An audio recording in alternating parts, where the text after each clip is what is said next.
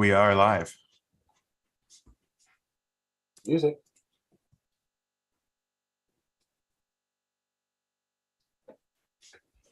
Hey everybody, we're here with the Baseline Show. Coming to you it is noon US Eastern on Wednesday, and we have the gang all here. We have Sonal Patel, Keith Saltzman, Anton Moscovoy, Yoav Bitton, Andreas Freund, Mark Hattel, the inimitable Mark Hattel, Samrat Kishore, Charles Todd, Jack Wiring, Mark Rimza, Jack Leahy, a cast of thousands here. Sonal, I know you've got, we're going to talk about Amsterbase, which happened last week. Amazing. Looking forward to the whole story. Sonal, take it away. Awesome. Thank you. So we just wanted to do a quick recap on Amsterbase once more, because we put a lot of time and effort into that. And I think we're all very, very pleased with the outcomes. We had a sold out event in terms of tickets. We had a couple hundred people sign up to view the stream, and our stream has been going up in views since. I think last time I checked, we were reaching about 800. Nearing 800, and haven't even clipped it and redistributed yet. I was just taking a little break from my social media job that I gave myself on the accounts recently. So we'll get distributing those shortly.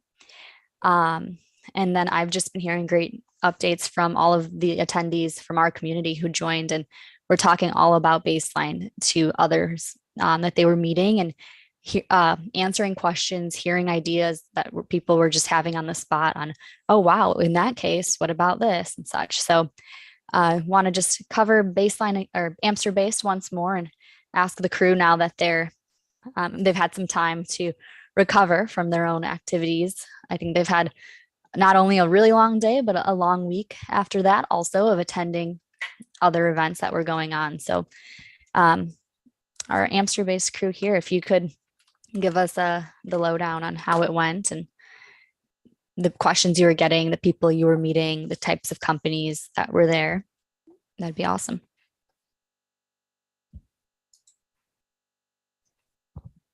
Sure, who wants to start? Yoav, I saw you on mute. Sure, there, yeah. Buddy. I would say from the perspective of our event specifically, I thought it went really very well. I thought the people, everybody who showed up seemed very engaged. It seemed like they were all people who were interested in one way or another to learn more about Baseline, to get involved for some of them, or really this was their first introduction, and to just kind of see what we were up to and see what we were all about. And I thought having like a Baseline specific event that was centered only around the Baseline protocol itself, and having speakers kind of talk about their implementations, but really keeping it focused on the protocol itself, was a really great way to kind of bring people together for that exact purpose, and to grow our community and show people what we were doing. So I thought from the perspective of our event, it was a huge success. And big thank you to all of the speakers, some of which are in this call, for kind of helping us do that. And then from an overall Dev Connect perspective, for me, it was really interesting how wide the array of events were. Things like specific to economics, staking, things like POAPs were a huge deal there. And then you can get, super into the math heavy stuff, ZKs, just I gotta ask you NFTs, something. art. Yeah, let's hear it. POAPs. I've been watching the POAP dude hanging out for years. Love him to death. Good guy. I don't get it though. I'm going to be honest on national TV. I'm going to be honest. I never really got it. Please educate me why it's persisted this long, and why I should get it. So here was my introduction. I went to the staking gathering event, and they had a huge booth there for POAPs, for the POAP team. And I just sat down in front of him and I said, tell me what I should know. I had the same question as you. I hear the words thrown around all the time. I hear people trying to get them. I don't really know what we're talking about half the time. And so I asked him, just tell me what the deal is. He said, have you ever interacted with them? I said, maybe I'm not so sure. And I he get pulled one up my every wallet. every event I go to. I get one. I just don't know. Then it's like the 1,000 business cards I have in a drawer that I've never looked at since the event. So for me, my like aha was he pulled up my wallet and he saw that I had an EY POAP from ETH Atlanta. And then he was like, and then suddenly he said, the whole scheme here is suddenly you're thinking about ETH Atlanta again, and we're talking about it again. And he said, you know what, actually, I helped EY set up that POAP for ETH Atlanta. What did you think of the event? How was it? Did you have fun? So on. And then it's kind of this like journal of all the different things you were a part of that you can look back on in one easy place. And I use my iPhone photos after that, but yeah, I'm with you. yeah. John, That's true too. as a Gen Xer, you cannot get it. It is Are you genetically gonna okay impossible. boomer me now? Are you doing that? Are we really? No, going I'm Gen X. okay, Xer, is that a you thing? know, it's like Xer is the next thing. It's like, okay, Xer. No, but it's so this is the POAP is an attempt at doing like the festival wristband thing, because festival wristbands are a thing, right? A real thing. And they show you, it's like, hey, I was here, boom, everybody, oh, cool, me too, boom, right? So it's like, and that is the intent, right? The delivery mechanism of like, oh, look, and holding up your phone with your MetaMask open does not come quite as smoothly across as dangling on your. Sometimes atoms really. I don't know that we're giving up atoms in the metaverse epic, but atoms still seem to me kind of important. Atoms are very important to me in my life. I really love atoms. I like all the kinds of atoms. I like helium atoms. I like whatever atoms are making me. But it's a community thing. So if you could do something with a POAPs, right, that would be really good. If it were like a the Bored Ape Yacht Club of POAPs, you have like the ETH Atlanta thing, and you have like, or you have, or maybe a Discord server where you could like continue to talk about things, or cross channel across the ones get invited to.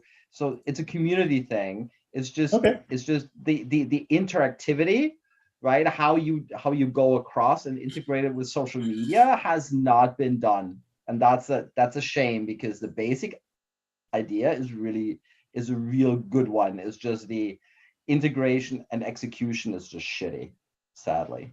So it's all about community, just with no community engagement. Is that what I'm understanding? Without tooling, without community engagement tooling integrated. That's with hope for future improvements. It's all about that, right? Yeah, you got to start. Yeah, I mean, I've won from like 2018, or 2019, right? I think he's been doing it since 2016, easy. Yeah. So I have I've from DEF CON 3 or something like that, and 4, and all right. I officially apologize for taking us down this rabbit hole. Yoav, please take this back from me. No, I love this rabbit hole. I spent the whole weekend talking about POAPs after meeting that team. So got you. Got it in your head. Keith, I think Keith, if anyone, is over this rabbit hole. So yeah, that was my experience. I thought it was really interesting to see how many different technologies were being talked about. It wasn't such a narrow field. There were so many events talking about so many different things with so many different people that have, their own distinct thing that they're really good at, their own specialization. So it was really interesting to meet all the different people that kind of know things about areas in blockchain that you may know nothing about. So you got to sit there and start, looking at what type of use cases, are predicated on proving, hey, I was there. I like to flip it upside down. We're thinking about doing this for NFT NYC. This is just a thought, but we're thinking about taking the, sorry for the obvious plug, but taking the tree trunk NFTs and giving 10 access passes, which can each make 10 access patches, which can each make 10 access passes for about $1,000 passes, and letting the top 10, we just distribute the top 10 and then we're done, and they distribute the rest, and if they and sell them, right? So you're selling access passes in a franchise method. So, Amway. so you're right to invite people. I think that's known as scalping, John. I think that's known as printing and scalping tickets. No, it's not scalping. It's license distribution, right? You say, I'm giving you a license to print tickets to this event. It's legal scalping. Or I'm giving you the tools, go do my work for me. Well, there's that. Yeah. Now, if you do it under marketing. Now, if you're doing it completely under zero knowledge, then you actually have a baseline use case. Because it's multi-party coordination under zero knowledge. Right. And so you can prove that and you could actually have different level, like if you only have a third generation pass, that would give you different access levels than if you have one of the OG 10, right? Very true. Right. But nobody would be able to, you could do that all under zero knowledge. So you could prove that you have the whatever right level you have without going clear text on it. Wait, did we just turn a standards body into an NFT fan club or no, let's not do that. I flirt with Gimbalak on that, and I am mindful of the fact that let's stop shilling. These are different communities, but moving on. Interesting. Cool. Well, that's very interesting, John. But Keith, I wanted to ask you then, after your talk about the basics, about baseline, what was the feedback? Did people understand baseline pretty well? What did they not understand after the talk and want to learn more about? I got a really a wide range of feedback. So it was everything from, just hardcore baseliners, or people even giving their other speakers that were like, hey, I want to discuss this part that I feel like is not discussed that often, to some that, had experience and were like, okay, I have like a little bit of a better idea, to those who had no technical background who were like, that was cool, and maybe I would have understood it if I had any kind of technical background, to those who were just like, hey, can you tell me what baseline is again? Like, I got that question a bunch right after I walked out. They're like, by the way, can you explain it to me one more time? And so that's what I was just doing all night. Just like, welcome to our world. What is baseline? What is baselining? Yeah. And why do I need it? You probably don't. Yeah, there was a lot of people that just came up like, hey, I have so many millions or billions in backing of this project. Like, can I baseline this? And sometimes it was just way off base. They were just like, I was like, I don't really think so, but let's get a meeting on the books anyways. Let's do that. By the way, Keith, you were outstanding. I mean, all you guys were there. Keith, everybody was there, was great. Samrat, I can't believe that you made that trip. It's awesome. You were wonderful. I wish I could have been there. And it was so cool to see some of the old timers come back as well. But I mean, man, you guys are the most amazing DevRel team I've ever seen, maybe. And I've been involved with DevRel for 30 years. It takes a special talent to be able to communicate and write code and maintain respect of developers. And you guys kill it. And how lucky we are that you're here. And thank God that we all met at ETH Atlanta. Many good things have come out of that event. And I'm excited to see what will come out of an even better run event next year. Or this year, I guess. But it strikes me that with developer relations, we are in a weird situation where we've got this frothiness. Token holders get excited, they make memes out of things, and it gets conflated. Right? A lot of people say, "How can I buy baseline tokens?" Right? What drives me crazy, as you know. But at the end of the day, I think there's this weird mismatch, and it might be really brilliant, but it also is confusing to people, because normally this would be some IEEE SIG somewhere, it would be a bunch of nerds in a Ramada near the airport talking about, integration standards. And here we are, with all this attention. So people, I think, assume that it's something it isn't. And that makes them confused. They're like, explain this to me again, because I'm missing the thing that I think it is because you're so sexy. And maybe that should be our new theme song. I'm too sexy for my standards body. Ooh, You know what I good mean? one. So boring and sexy. So baseline is the first Gen Y standards body.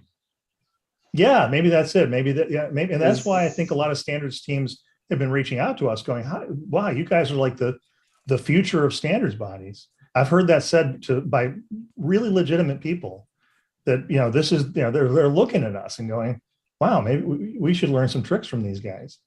But it does have this thing. It sounds like a product. It's got marketing. It's got DevRel. It's got and then it's got this odd non-relationship with token holders, which is kind of weird.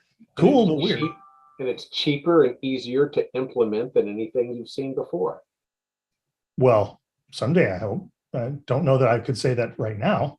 Well, for a baseline, compared, if you want to sit there and tie all of your, all your counterparties together, you'd be hard pressed. The cheapest, easiest thing to do, or not, I don't know about cheapest, but the easiest thing to do in today's world is jack into Ariba and be done with it. Right? Use Kafka, yeah. Yeah. And interestingly, John, I was just talking to Carol Geyer from Oasis yesterday about, I know we've been saying like we're one of the fastest growing standards body. And I asked her if that was actually, if that's quote, if there's a fact somewhere, if it's real. And we were actually talking about, it hasn't really, there's not an official article about it, but we're actually going to put like a blog together and look at real metrics about previous standards bodies and such, and make it a little more official that our standards body is one of the fastest growing. So I'm going to put together a piece in the next few weeks on that, which will be cool. It's certainly Wonderful. the coolest. Yes. And Anton, you were one of our lovely speakers at Amster Based, and you talked about juicy Web3 stuff, which was perfect because we needed something that sounded a little more exciting than like architecture or things like that. But you talked a lot about like the DeFi space and such, but what do you think about your slot or how it was received or the event in general? Thanks, Sonal. It was fun. It was definitely fun. Hopefully, a lot of people could also see the perspective that how far how far you could reach, or in terms of as Keith was saying, right? So it's like so many different ideas, and people were asking, "Can you baseline this? Can you baseline that?" And I think what I talked briefly about is that you can baseline things. You can baseline something that you would never think of baselining, but there's always like a utility angle to it or a business case level to it. So it's definitely very, very interesting. But I think, and this is more of a, I would say, like applied tech kind of part. A lot of people were interested more about our UBT staking solution. So which is not, I would say, or it's like indirectly connected, right, to base ledger and then baselining stuff. But I think the biggest feedback that I heard, it was like, how do you guys ship? Sort of like, how do you guys build things? Like, how do you do it? Like, what's the procedure? What's the process? Because how do you even get into baseline? And I think that was mostly coming from the builders in the space. And it's also a lot of feedback on how to get access to information. Like, how do you know that you could do that? Like, it was more people who were interested in our thought process. Like, why would you do that? And not from the economical perspective, but people were looking at it from just this pure builders mindset. It's like, oh, that's cool. I didn't even think of you could do something like that. And I think it shows to me that there's like a lot of I would say like-minded people were there at the same time in Amsterdam, and it was actually something, you could be in the bar at that time, right? So last week in Amsterdam, you could talk about something, and somebody behind you would be like, oh, we're actually building, or we know somebody who's building that. So it just shows you how thriving the community is, like how spread out it is, how many different crazy ideas, how many different new use cases are there. So to me, it was a lot to do about the zeitgeist, which is definitely just building. So I think the overall mood now is very different from the 2021, and I think it's a perfect time. So if you're watching this and you're looking to start building, or you want to get involved, it's like a perfect thing, because you have all the resources. It's just literally get it and start and do something, and it's very easy. And we're still early, so that's kind of the underlying message there. So I think it was very cool to speak about some things that we did and some things that we're about to do, to inspire other people to try to challenge us or try to build their own stuff. So it's cool.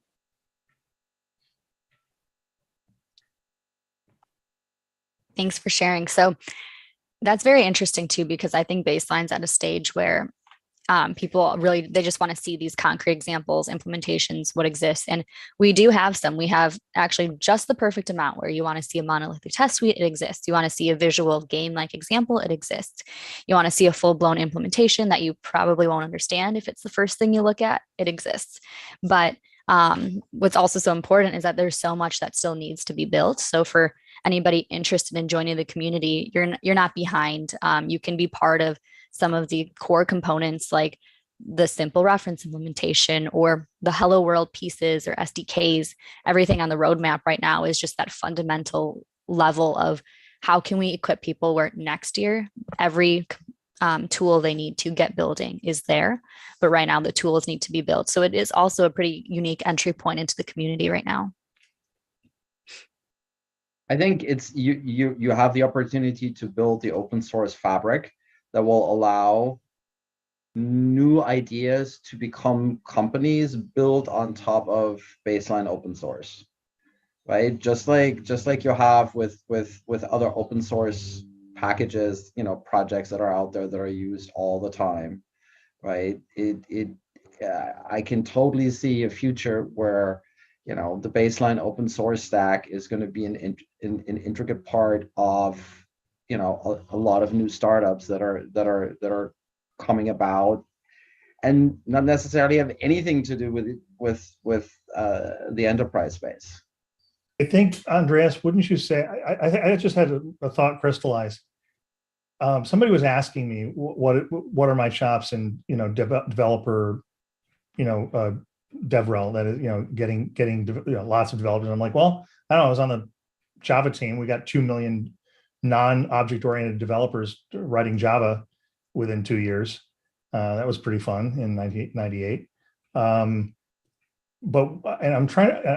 just remember that the thing that really turned it on was when web dev, which was early in those days, could jack in, right? So after the JDK came out, and you had these really simple, just copy this snippet into your website, and you had and you were connecting to something, and that's when e-commerce started kicking off, and Java became the thing behind e-commerce for a lot of systems.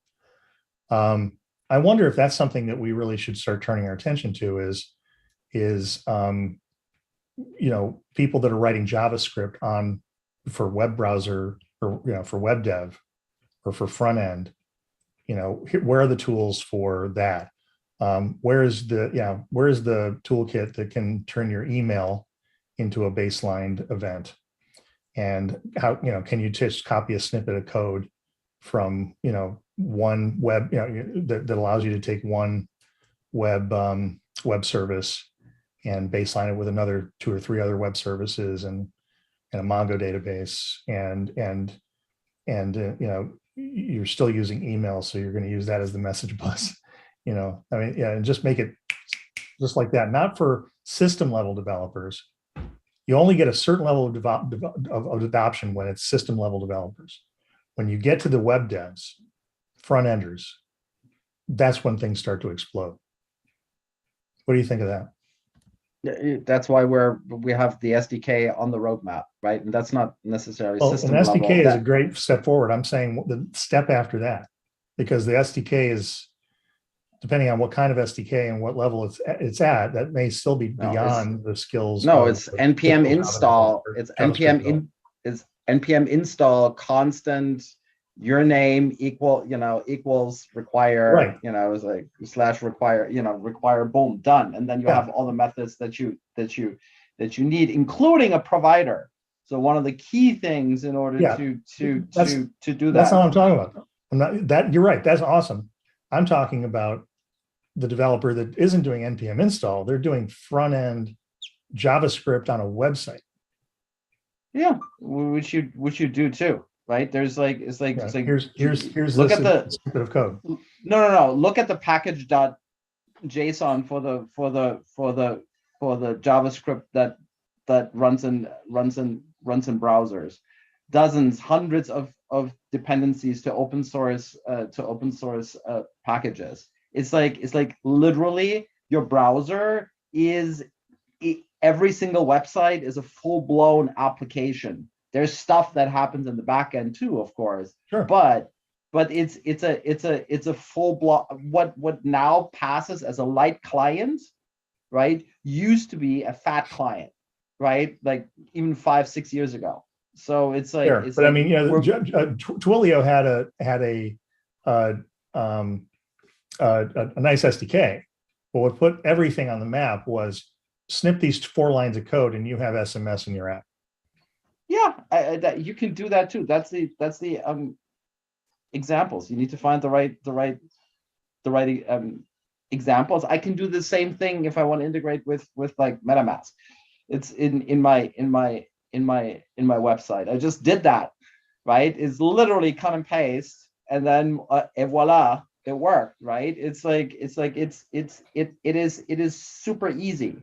Once you have the SDK, it is ridiculously easy to build a React JS app for your website. Hell, I could do that in like a few hours, and I'm really stupid when it comes to front end development. It showed, but it's if I can do that, anyone can do that, right? I'm super not smart when it comes to that type of I think the key point here, Andres, is the question, why did you do that? So why did you want to integrate MetaMask? And then that goes back to your case with Twilio. I want to accept an SMS, right? That's part of my logic flow. So I think here the key missing piece, and that's the answer to let's say why we don't have something to make it easy, right? Or how to incentivize developers to make it that easy. And I think what's the missing point here, it should be like very, very it should be like on everyone's forehead. It's like, why do I need to do it? So why do I need to baseline things? Just looking from our perspective, which is again like very, very applied tech, is just literally saving us money on legal. So for example, that's our case, right? What I mean is there has to be some incentive for me to integrate it. For example, if it's going to save me $100,000 dollars, euros, pounds per year, then I'm okay to spend a lot of time, right, integrating it because I'm still going to save more money. So the question here is, what is probably the simplest incentive form to make sure that developers do want to do this kind of stuff? Because the users will come, right? So it's the question like, why? Why do you want to baseline, or how far you can push it? So I think that's maybe a key answer also to answer. I think the answer for that is staring us in the face, at least that one simple answer, and that is I've got 16 web apps. I've got 16 web services running my thing, and I'm leaking data to them like a sieve. And what I want to do is orchestrate them. I don't need to orchestrate everything. I mean, you don't need to orchestrate MailChimp and I'm trying to think of something you would orchestrate, right? But there's a lot of things you do orchestrate, and they all want your data and they all want your logins, right? And so we did OAuth for that reason, right? So that's a good example, right? Why did you do OAuth?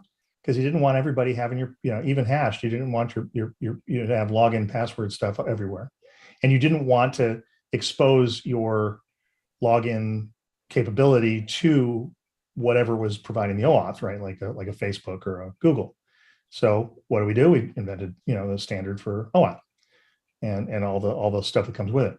I think this is the same kind of thing where you say, I want to orchestrate these services, and I don't want this service to have the data from these other two in order for it to do the thing I want it to do. Yeah, I think that hits it on the head.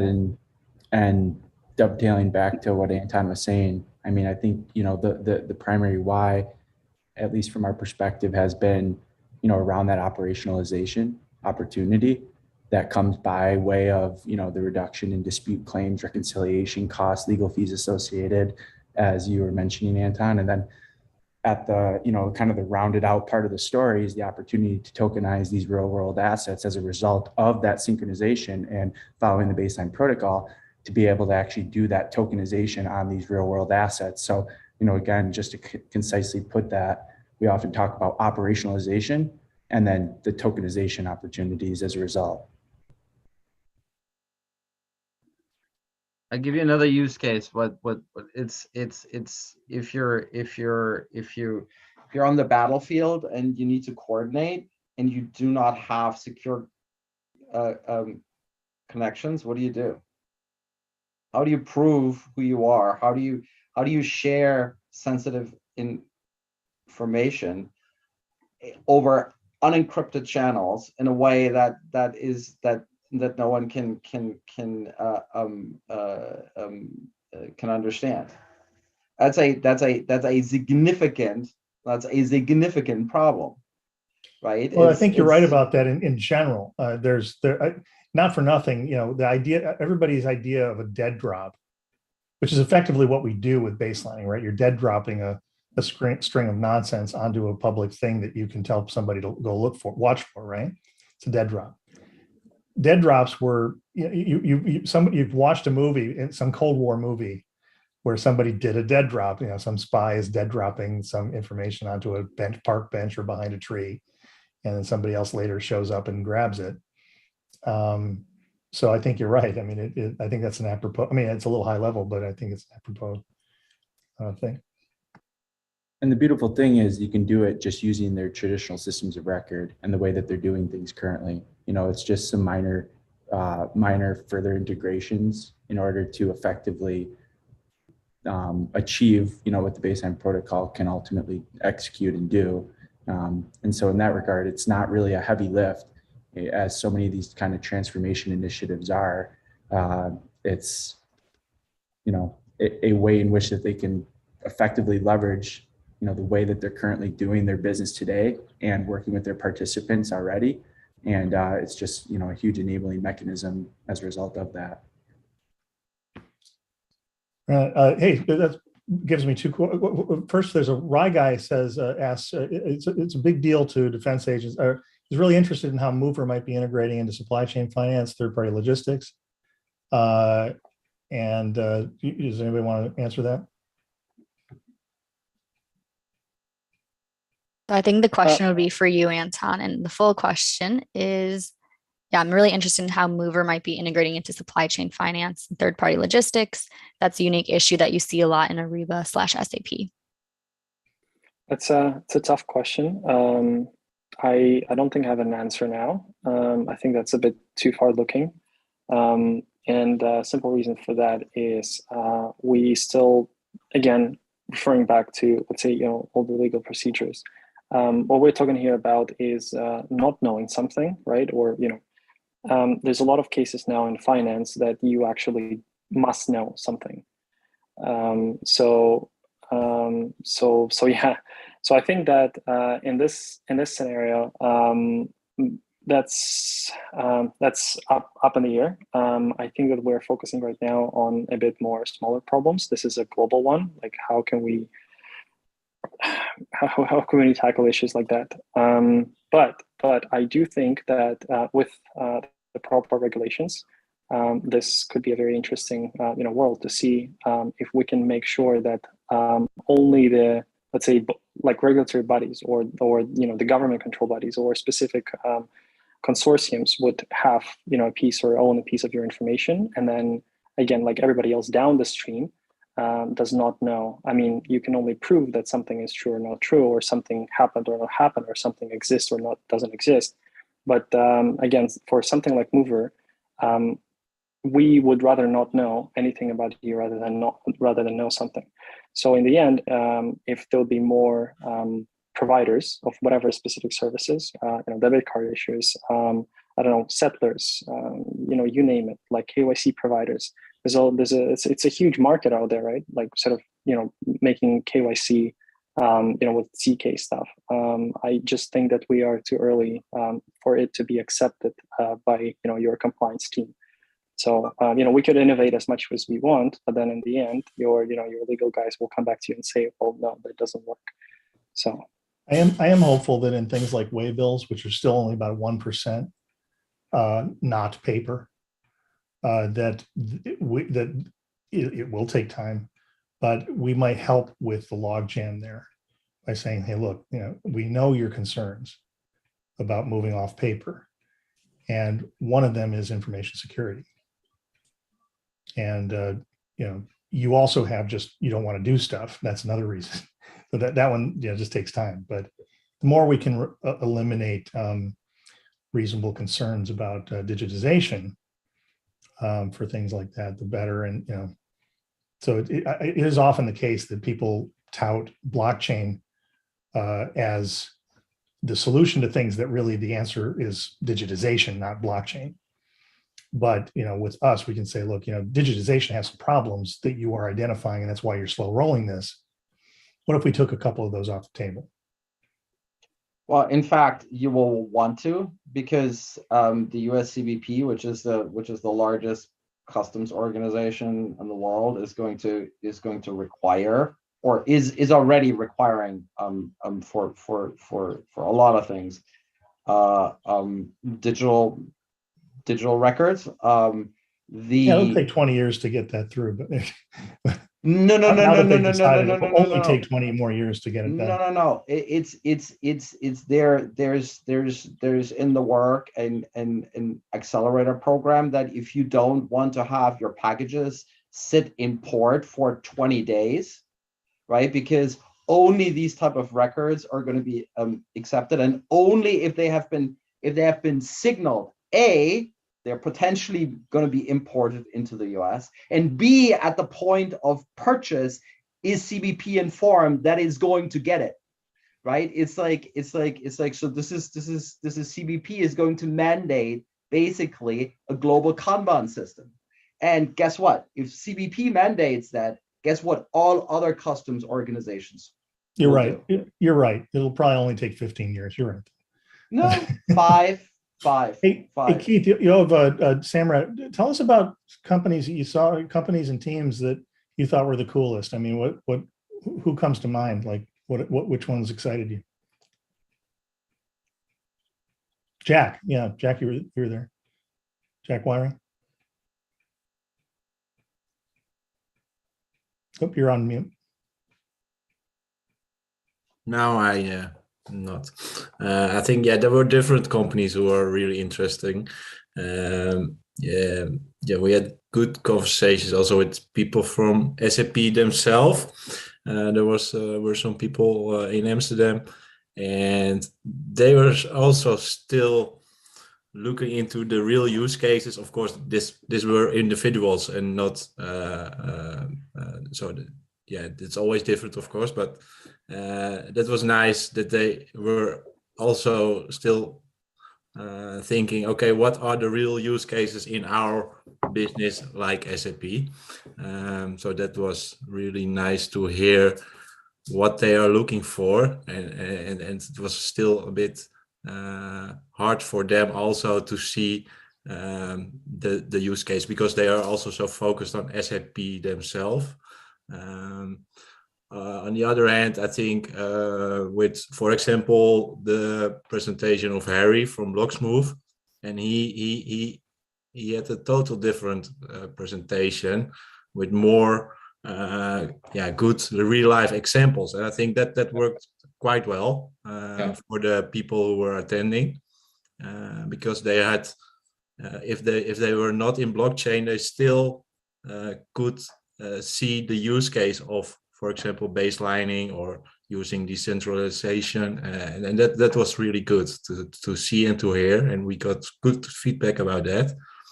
And for me personal, I'm also in the Dutch blockchain coalition, and we had a meeting last Friday, and people were also talking about the DevConnect event, and they were scratching their head around because there were people from the government are in the coalition, and they were scratching their head around that it was so big. The main event was in really great building, and they said there was totally no marketing in the building. It was just clean and fine, and it was well organized. And everywhere there were good events. I think it was a big plus for the whole Ethereum Foundation who organized this. And it was great event for Amsterdam. So I was happy that we had the Amsterdam based also over there. Right. So, just to add to that, I think I've not been to Consensus yet, but I would definitely say I've not seen a bigger event than this one. So definitely you have to hand it to them. And very well managed, actually. One thing which was very noticeable for me was when I landed, I saw, billboards and bus stop advertisements and railway station advertisements about 1inch wallet or other, NFTs and stuff. So I was like, am I coming in future? Because that's not happening on this side of the world at all. I would not see a company spending ad revenue on bus stops or I mean, I would see them at the airport maybe, but not at train stations or bus stops. So that means that it's sort of becoming a household thing there, right? So, or it may have been because of this month. I don't know.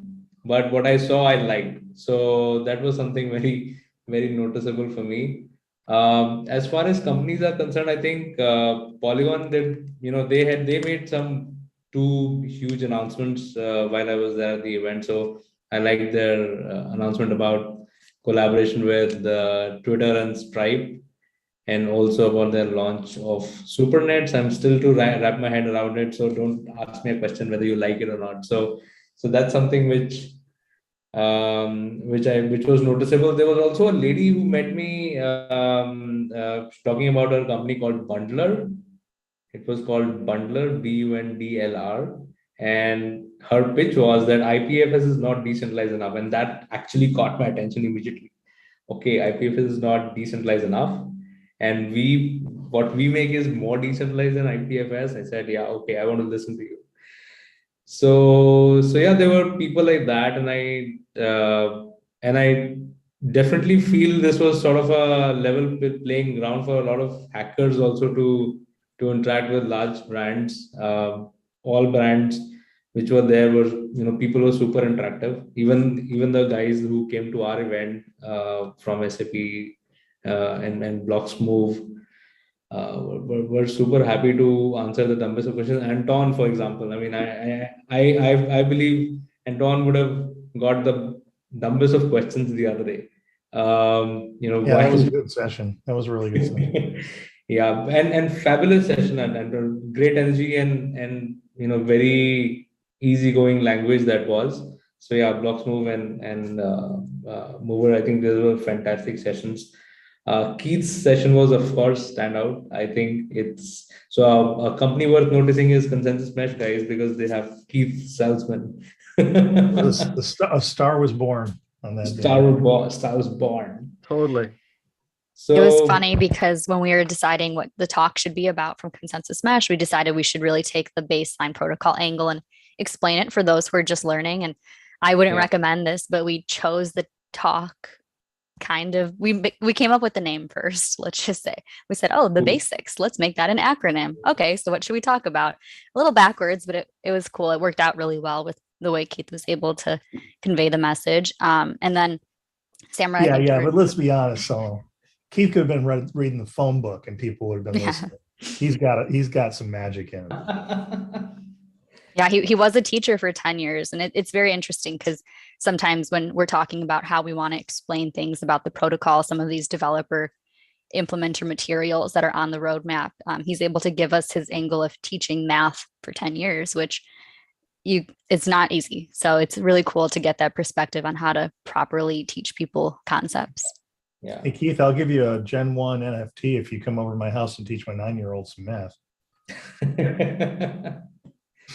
Plus an hourly rate though, right? No. Well, I mean, that's probably worth $1 million, right? So, Awesome. But I also Good. need So- an hourly rate. Yeah. So while we You get a tree trunk NFT. yeah, tree trunk NFT, yeah. Okay, done. Now, there are also still things what needs to be done. I think with our now Yoav can I think better explain with our blip stuff we are doing. I think Right. we need to do some way more promotion. I don't know. It needs also going a bit automatically. I think that should be our next. We need to focus. push it on a good way that we get those people Yeah. also excited about it. And now you see they are so excited about Web3, NFTs. Those are the great things. And that's not bad, John. It's not bad to be in NFTs, that's for sure. But to get more of the younger developers who were now all there in Amsterdam, that's something we need to think about, in my opinion. Right. I think, and Sonal, do you have a count of how many people joined us online?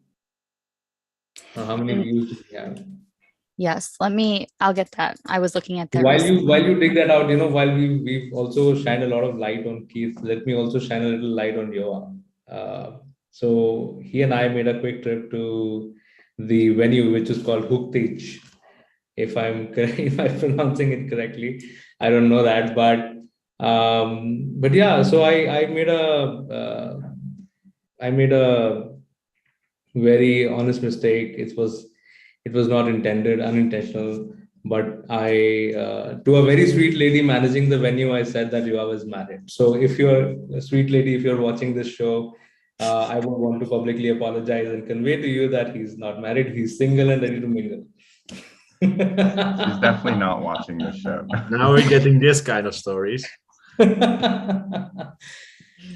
Yeah, so she said that this is a beautiful venue and people rent this for a lot of weddings. I hope you guys are not willing to rent this out. And I said, no, we're both married. So funny. Yeah, Yoav Means did I'll have to go back.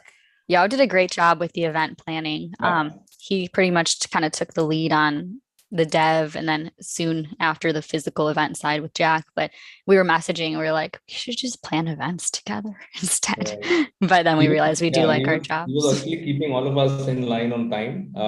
And he also set up a little very impromptu timer as well. In the last second, nobody planned it, but he set it up. So that was really helpful to see while we were talking. Yeah. And so it's a great team, right? You got a drummer, you got your vocalist, you got your lead guitar, you got your rhythm guitar, and this team has got all of that. And I think everybody on the team really knows how to connect in an authentic way with real developers, with people that are doing work, and not just waving hands. And I think that's why all of you guys, Mark, Keith, Sonal, everybody else here as well, are so valuable. Agreed. It was really cool because that was our first community planned event. All of us who planned it were from different companies. We have different day jobs as well, but we came together and we kind of just knew like whose skills could be applied to what parts, and like truly no stone went unturned in the planning. It was really cool. And we look forward to continuously attending the rest of the events in the year that we have planned in the outreach team. But it was really cool. It kind of just shows like the community we have built here and the trust and the communication, and that we're effectively able to get something done.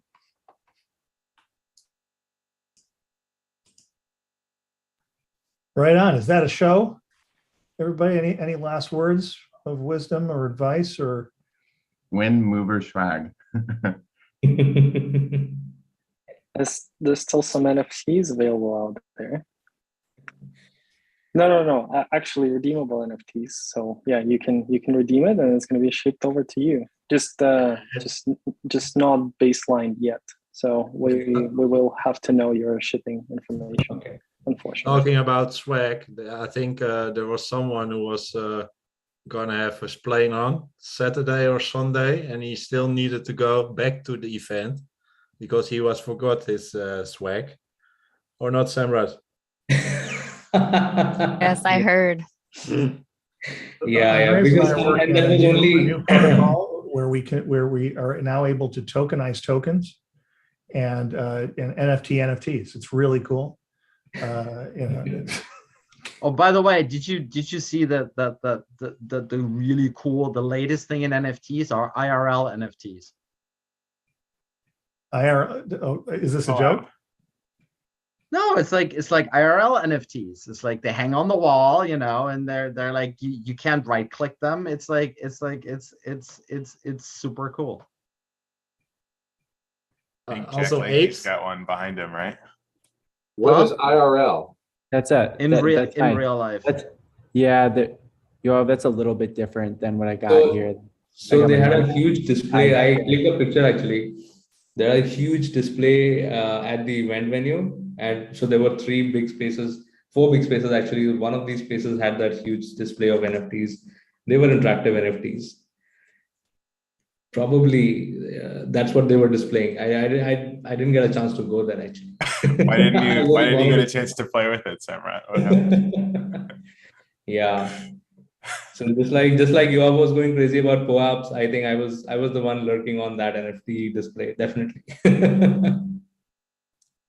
See, what when we start doing like designer genetics, right, Andreas, like Blade Runner, like we Yeah. can write the DNA, and then it's generated. Basically, it's DNA generative art, and then you've written that from the token on the blockchain, and then you make the organism, and the organism basically is the It's the art. all right. I've lost the plot. At this point, I'm still in time. 3D printed. You create it online first, and then you create the provable 3D print of that. I'm reminded of Julianne Moore's character in The Big Lebowski. She was this weird artist, now we're going to make NFTs. Yeah. It's the reboot of The Big Lebowski. That ought to happen. I would watch that. That Oh, I Yeah. don't know. That's sacred. I mean, Yeah, but if J.J. Abrams did it with a lot of lens flares, it would be cool, right? I don't know. I don't know if I mean, to try and improve on the Coen brothers, even if you're J.J. Abrams, I don't know if you could do it. I mean, We'll see. We'll see. So, is that a wrap? Are we good? Yes, next Wednesday will be our May General Assembly. So we'll have our community updates. And we'll see everybody then. I think we're good. This was a fun show. Awesome. Right. Well, you've Thank burned another hour on the baseline protocol. Everybody, see you next week. And until then, keep on baseline.